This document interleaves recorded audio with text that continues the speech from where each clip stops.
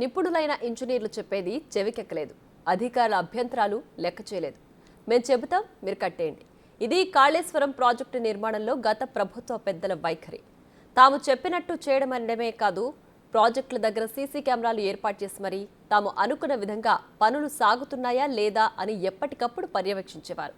Kaleshwaram project నిర్మాణంలో జరిగిన అక్రమాలపై ప్రభుత్వం చేపట్టిన విచారణలో ఇలాంటి సంచలన విషయాలెన్నో బయటకొస్తున్నట్లు సమాచారం.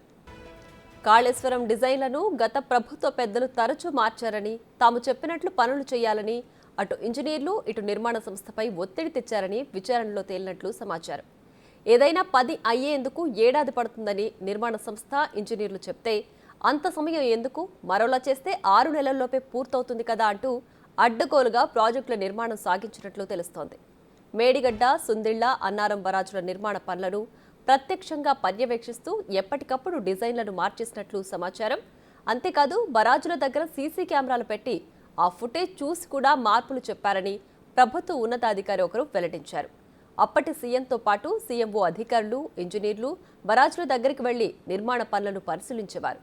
అయితే నిర్మాణ పనులు నాణ్యంగా, వేగంగా జరుగుతున్నాయా లేదా అనేది పట్టించుకోకుండా వెళ్లినప్పుడల్లా ప్రభుత్వ పెద్దలు సూచించిన మార్పులను అక్కడి ఇంజనీర్లకు చెప్పి బరాజుల నిర్మాణాన్ని మార్చేశారని తెలిసిందే. మేడిగడ్డ బరాజ్ కుంగుబాటుపై నేషనల్ డ్యామ్ సేఫ్టీ అథారిటీ నిపుణుల బృందం, విజిలెన్స్ డిపార్ట్మెంట్ అధికారులు ఫీల్డ్ విజిట్ చేయడంతో పాటు నిర్మాణంలో పాల్పంచుకున్న అధికారులను విచారించారు. విచారణలో బరాజ్ నిర్మాణం, డిజైన్లపై ఇరిగేషన్ ఇంజనీర్లు ఒకలా, నిర్మాణ సంస్థ ఎల్ఎన్టీ ప్రతినిధులు మరోలా చెప్పారు.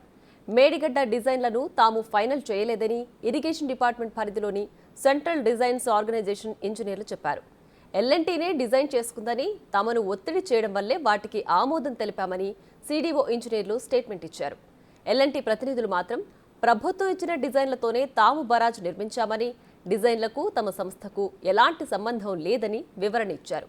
డిజైన్ల మార్పులపై తాము హెచ్చరించినా ఇంజనీర్లు పట్టించుకోలేదని చెప్పారు.